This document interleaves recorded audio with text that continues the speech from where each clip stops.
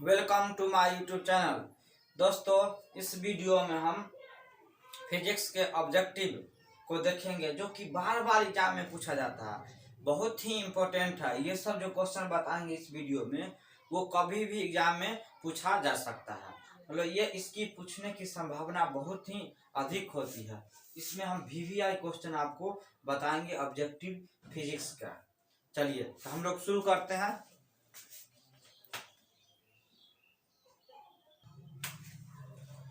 देखिए पहला क्वेश्चन है, बिंदु आवेश Q से r दूरी पर विद्युत क्षेत्र की तीव्रता क्या होगी।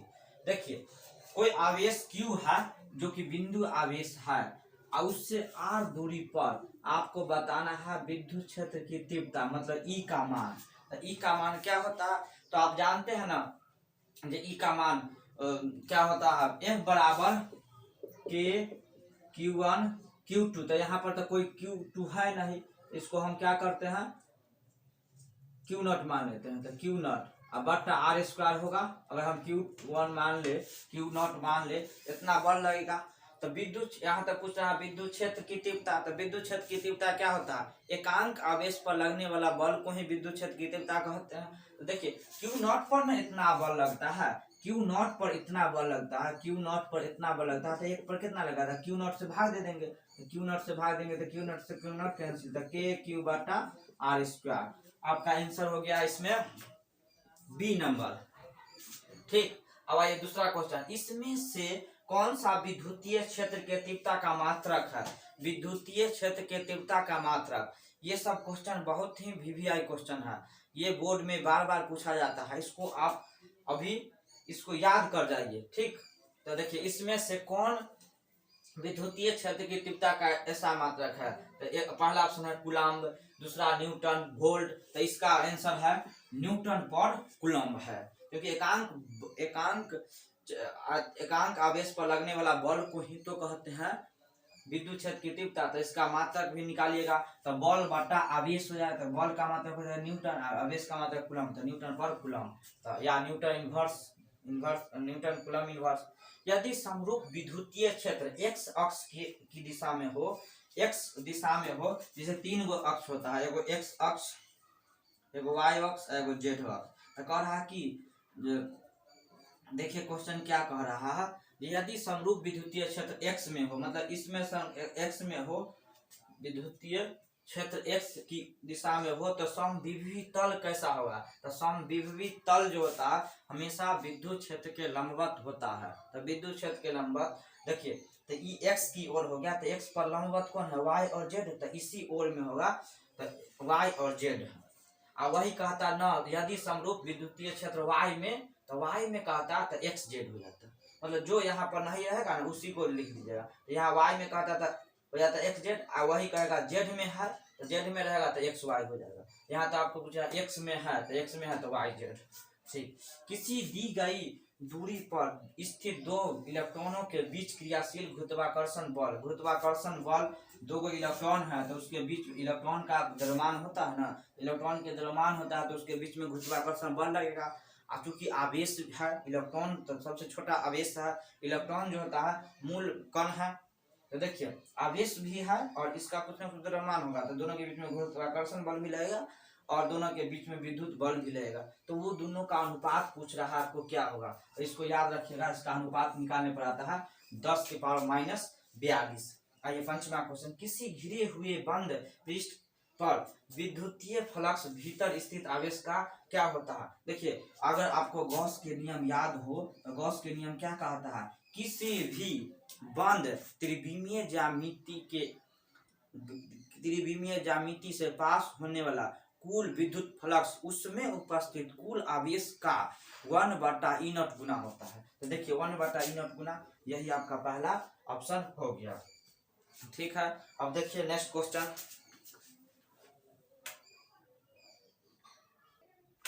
क्वेश्चन नंबर 6 देखिए क्या, आवेशित खोखले गोलीय चालक के अंदर विद्युत क्षेत्र का मान। जैसे गोला खोखला है, खोखला गोला के अंदर अगर खोखला गोला है तो अंदर में क्या विद्युत क्षेत्र होगा, यही ना पूछ रहा। आवेशित है मतलब उस पर कोई ना कोई आवेश है, अंदर में खोखला है, तो खोखला है तो अंदर में आपको बताना है विद्युत क्षेत्र का मान। तो अंदर में विद्युत क्षेत्र का मान शून्य होता है, क्योंकि अंदर में कोई आवेश रहता नहीं है। आप जानते हैं किसी भी चालक को जब हम आवेश देते हैं तो सतह के बाहर, सतह पर वितरित होता है, सतह पर डिस्ट्रीब्यूशन हो जाता है, ठीक, डिस्ट्रीब्यूट हो जाता है सतह पर। सतह के अंदर तो होगा नहीं, सतह के ऊपर हो जाता है, इसलिए अंदर में विद्युत क्षेत्र का मान शून्य हो जाता है। आइए, किसी आवेशित चालक के सतह बिंदु पर विद्युतीय क्षेत्र का मान क्या होगा। सतह के एकदम सतह पर पूछ रहा है, तथा सतह के अंदर था, अब सतह पर पूछ रहा है, सतह पर क्या होगा। तो सतह पर इसको ध्यान रखिएगा, सिग्मा बटा ई नॉट होता है, सिग्मा बटा एप्सिलॉन नॉट होता है। सतह पर पूछे तो सिग्मा बटा एप्सिलॉन नॉट, अंदर पूछे तो शून्य हो जाता है। देखिए, अगर सिग्मा से इसका चार्ज डिस्ट्रीब्यूशन किया गया होगा तो सिग्मा बटा ई नॉट हो जाता है। आइए, 8वां क्वेश्चन, यदि गोले पर 10 माइक्रोकूलम, ये बहुत ही वीवीआई क्वेश्चन है, ये सब में से ई ज्यादा है। यदि गोले पर 10 माइक्रोकूलम आवेश हो तो उसकी सतह पर विद्युतीय फ्लक्स का मान क्या होगा। देखिए, आप जानते हैं गॉस के नियम से विद्युतीय फ्लक्स क्या होता है, किसी सतह से पास होने वाला कुल विद्युतीय फ्लक्स उसमें उपस्थित कुल आवेश का इनफ गुना हो जाता है। चलिए, तो इसी के नियम से हम शुरू करते हैं। किसी बंद पृष्ठ से पास होने वाला कुल फ्लक्स का मान उसमें उपस्थित कुल आवेश में, तो उसके अंदर आवेश कितना है, तो 10 माइक्रोकूलम है। तो 10 माइक्रोकूलम को देखिए किसी कोई भी मात्रक में दे तो उसको ऐसा मात्रा में कन्वर्ट करके ही फॉर्मूला में रखा जाता है। तो 10 माइक्रोकूलम है तो इसको हम कूलम में बदलाएंगे तो 10 की पावर -6 कूलम हो जाएगा, ठीक है। अब बटा एप्सिलॉन नॉट, तो एप्सिलॉन नॉट ई नॉट हो गया। यही तो गॉस के नियम है, गॉस का प्रमेय है।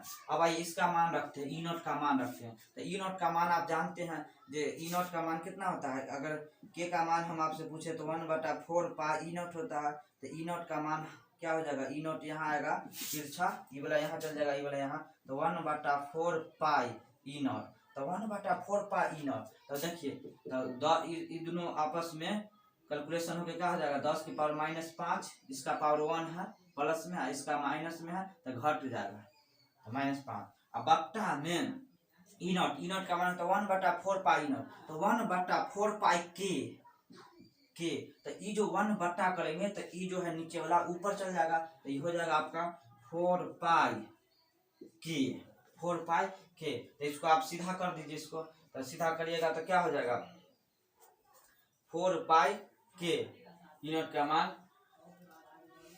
तो रखिए, तो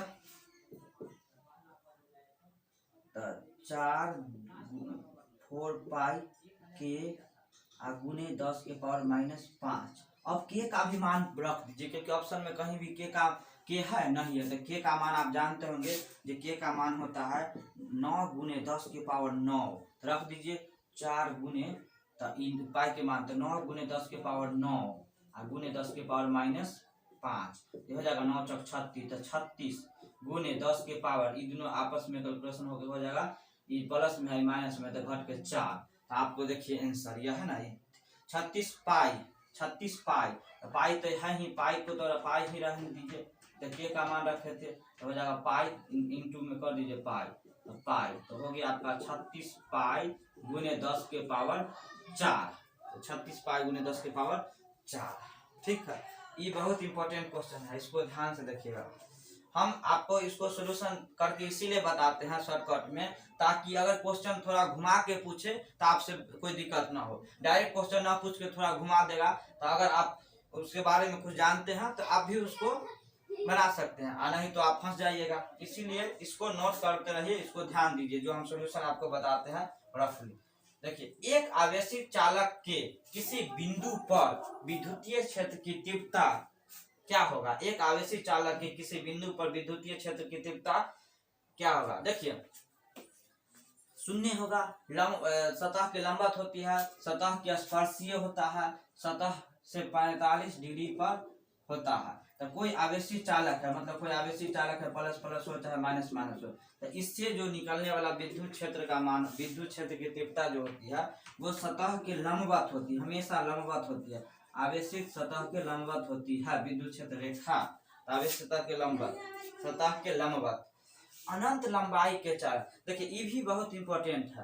अनंत लंबाई वाले आवेशित चालक के अक्ष से r दूरी पर विद्युतीय क्षेत्र का मान क्या होगा। इसको याद रखिएगा, लेमडा बटा 2 पाई एप्सिलॉन नॉट r। ठीक,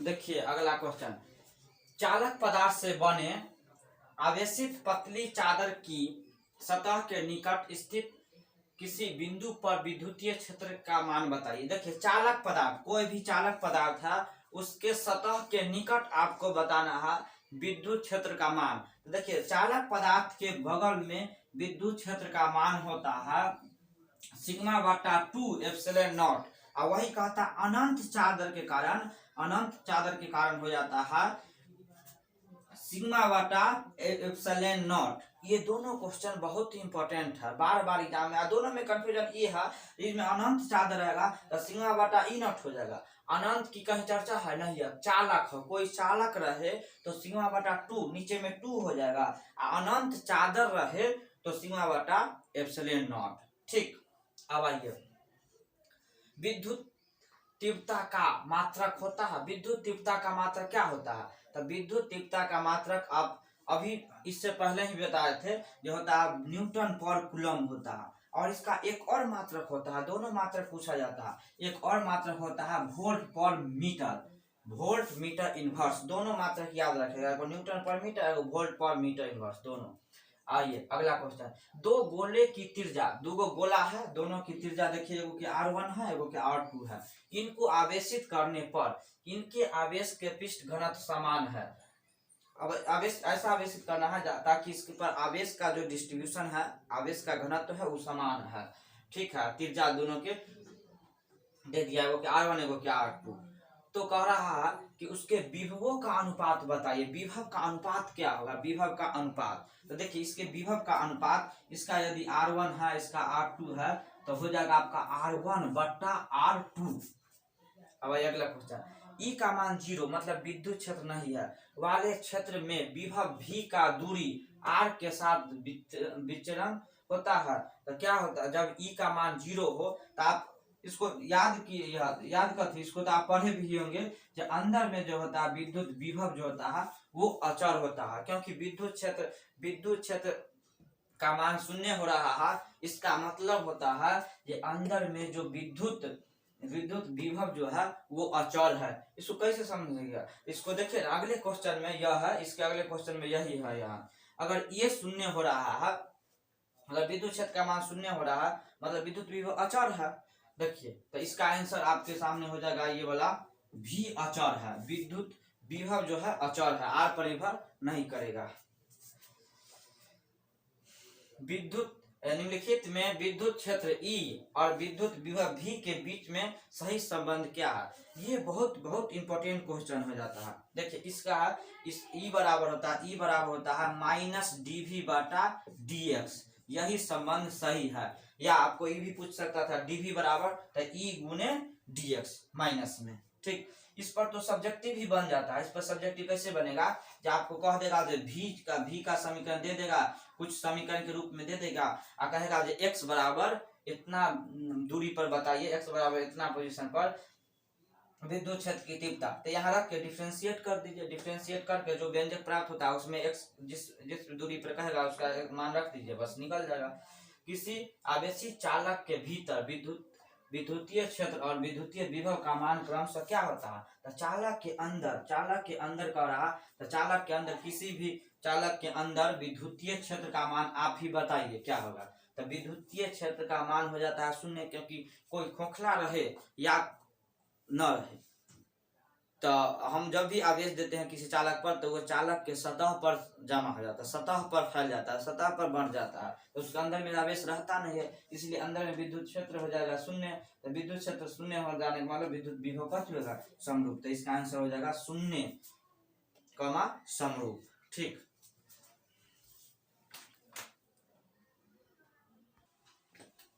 देखिए नेक्स्ट क्वेश्चन है, एक समान विद्युतीय क्षेत्र में स्वतंत्र रूप से निलंबित विद्युत द्विध्रुव की स्थिति ऊर्जा का मान महत्तम होगा ऊर्जा का मान महत्तम कब होगा? देखिए, स्वतंत्र रूप से लटका हुआ एक द्विध्रुव है, तो उसका बताना है जब महत्तम स्थितिज ऊर्जा कब होगा। तो महत्तम स्थितिज ऊर्जा तब होगा जब उसके बीच के कोण, विद्युत क्षेत्र और विद्युत विद्युत आघूर्ण के बीच के कोण पाई हो, 180 डिग्री हो। पाई रेडियन मतलब 180 डिग्री हो। 2 कूलम आवेश को एक बिंदु से दूसरे बिंदु तक ले जाने में 20 जूल कार्य की आवश्यकता होती है। देखिए, कोई बिंदु आवेश है, उसको एक बिंदु से दूसरे बिंदु तक ले जाने में 20 जूल कार्य की आवश्यकता होती है। तो वही आपसे पूछ रहा था, इन दोनों बिंदुओं के बीच वोल्ट में विभवांतर बताइए। वोल्ट में विभवांतर बताना है। तो आप जानते हैं जो कार्य बराबर होता है, कार्य क्यू आवेश को विभवांतर V के अक्रॉस पार करने में, कोई क्यू आवेश को V विभवांतर के अक्रॉस पार कराने में जो कार्य होता है वो होता है W बराबर QV। तो देखिए, आपको यह कार्य दे दिया 20 जूल, तक कार्य के सामने लिख दीजिए 20 जूल। W बराबर होता है Q इंटू V। तो देखिए, W का मान दे दिया आपको 20 जूल, ठीक। Q, आप अगर Q का मान देखे तो 2 कूलम। अब वोल्ट तो पूछ ही रहा है, तो वोल्ट बराबर हो गया, देखिए कट जाएगा तो वोल्ट भी बराबर हो गया 10 वोल्ट। आपका आंसर नंबर ए। आइए, विद्युत क्षेत्र में किसी विद्युत द्विध्रुव को घुमाने में किया गया कार्य होता है। कार्य का फॉर्मूला क्या होता है? कोई विद्युत द्विध्रुव है, उसको घुमाने में क्या कार्य करना पड़ता है? तो देखिए, इसका फॉर्मूला होता है PE 1 माइनस कॉस थीटा। ये भी बहुत ही इंपॉर्टेंट है। देखिए, यदि एक छोटे विद्युत द्विध्रुव के अक्ष पर केंद्र से r दूरी पर विद्युत क्षेत्र E1 तथा विद्युत के लंबवत द्विभाजक रेखा पर 2r दूरी पर क्षेत्र की तीव्रता E2 हो, तो उसमें क्या संबंध है? E1 और E2 के बीच में संबंध पूछ रहा था। E1 और E2 के बीच में संबंध होता है E2 बराबर माइनस E1 बटा 16। निम्नलिखित में वह कौन सी राशि है जिसका SI मात्रक वोल्ट पर मीटर है? अभी तुरंत बताए थे, वोल्ट पर मीटर किसका मात्रक होता है? तो वोल्ट पर मीटर होता है विद्युत क्षेत्र का मात्रक, विद्युतीय क्षेत्र का मात्रक, ठीक है।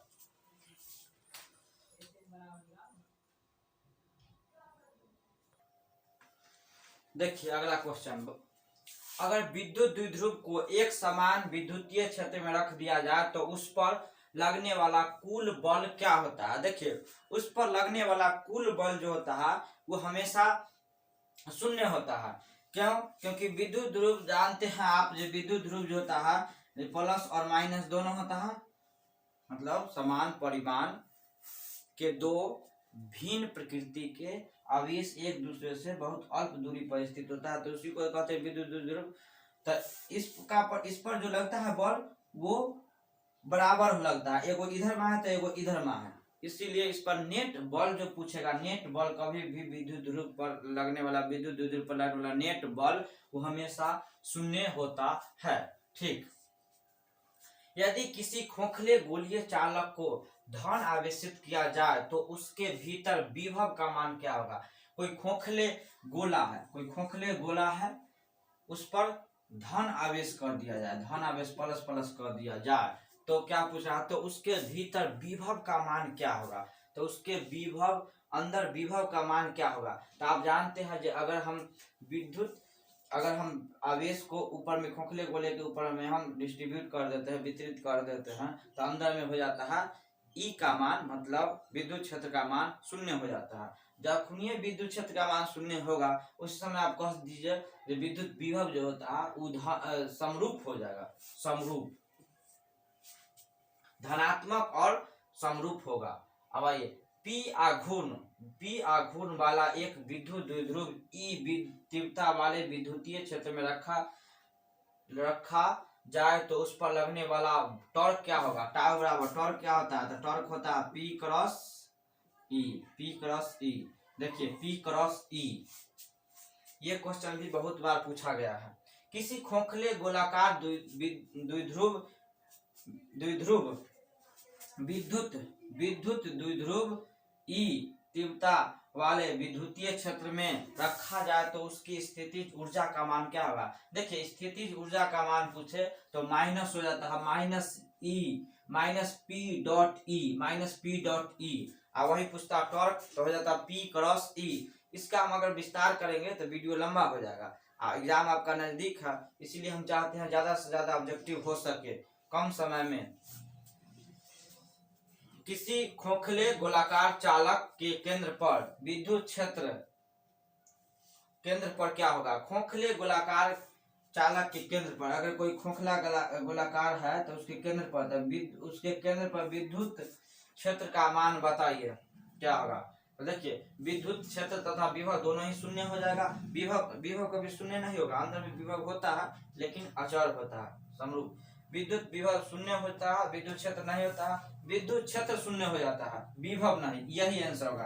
अंदर में विद्युत क्षेत्र, खोखले गोलाकार के अंदर में विद्युत क्षेत्र का मान शून्य हो जाता है।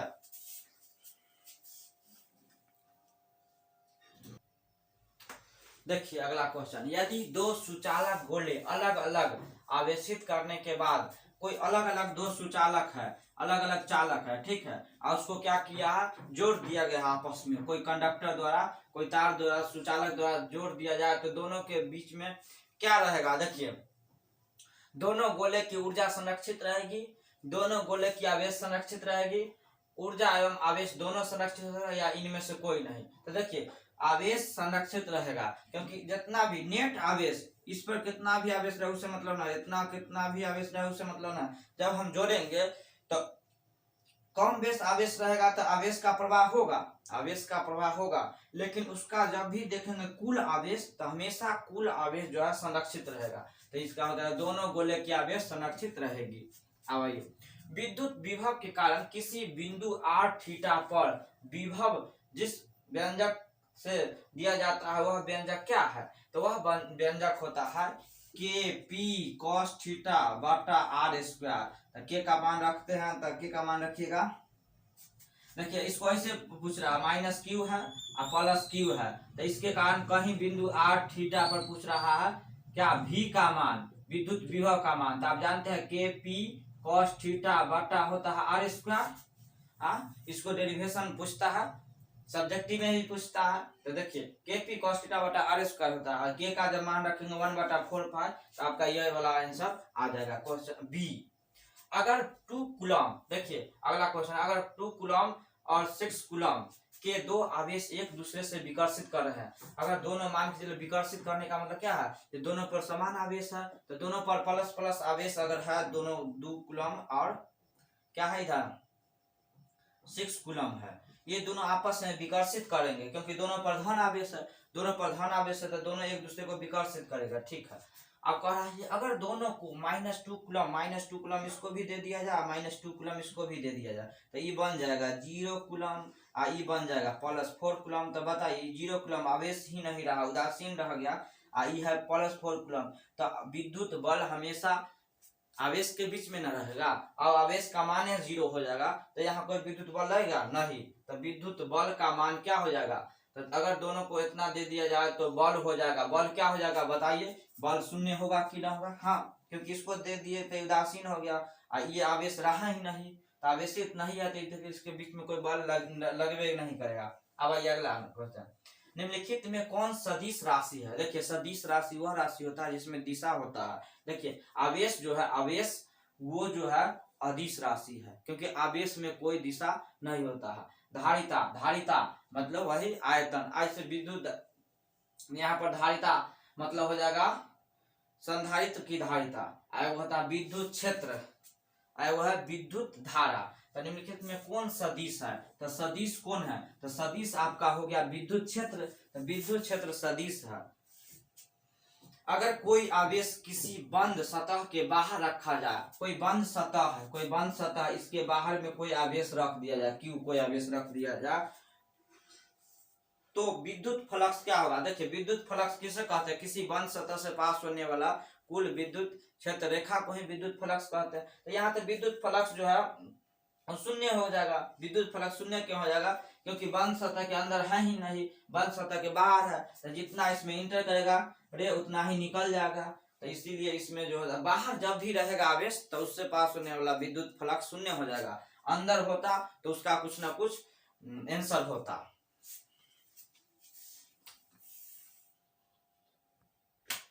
देखिए नेक्स्ट क्वेश्चन का था ई आवेश और m द्रव्यमान वाले इलेक्ट्रॉन, एक इलेक्ट्रॉन है जिसका आवेश E है और इसका द्रव्यमान m है, को v से त्वरित v विभवांतर से त्वरित किया जाता है तो अंतिम वेग बताना है। तो देखिए अंतिम वेग क्या होगा यही बताना है।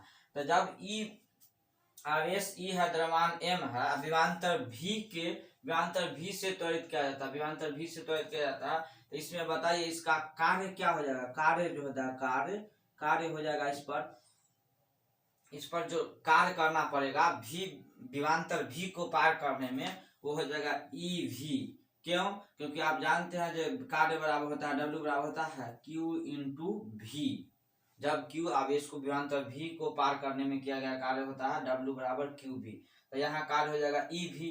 तो जो कार्य करेंगे वही उसके गतिज ऊर्जा के रूप में क्या हो जाएगा, उसके अंदर जमा हो जाएगा। जो उस किसी वस्तु पर किया गया कार्य ही जो है ऊर्जा के रूप में उसमें हो जाता है जमा। देखिए क्या है, तो आपका बताइए कार्य तो हो गया EV, इसका ऊर्जा बराबर अगर निकालना चाहते हैं तो गतिज ऊर्जा तो बताइए गतिज ऊर्जा का फॉर्मूला क्या होता है, हाफ mv स्क्वायर होता है।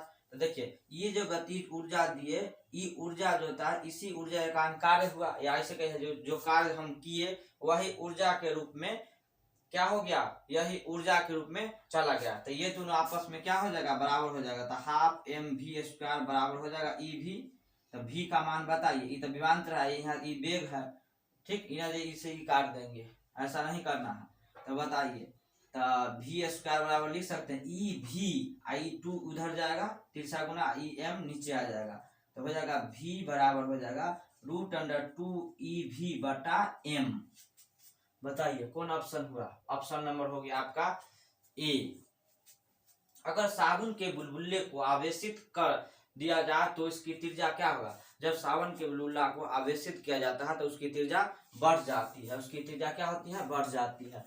आइए 34 नंबर, एक घन के केंद्र पर, एक कोई घन है, घन और उसके केंद्र पर कह रहा है घन के सभी फलक समान होते हैं, घन के सभी फलक क्या होते हैं, समान। तो घन के केंद्र पर Q आवेश है, घन के केंद्र पर जब Q आवेश है तो आप बताइए कोई भी आवेश जो होता है बंद सतह के अंदर होता है तो उसे पास होने वाला उस त्रिविमीय ज्यामिति से पास होने वाला कुल फ्लक्स क्या होता था, फाई नेट हो जाता है। आंतरिक आवेश Q इनसाइड बटा एप्सिलॉन नॉट। तो बताइए अंदर में कितना आवेश है, तो अंदर में तो कही रहा अंदर में Q आवेश है, तो Q बटा हो जाएगा E नॉट।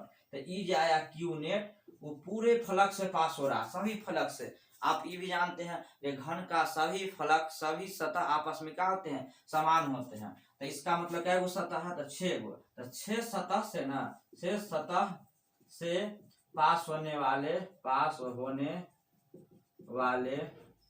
कुल फ्लक्स कितना हो गया आपका, कुल फ्लक्स हो गया 5 बटा E नॉट। तो 6 सतह से इतना, तो एक सतह से कितना हो जाएगा, एक सतह से हो जाएगा Q बटा 6 एप्सिलॉन नॉट हो गया। आपका आंसर नंबर A।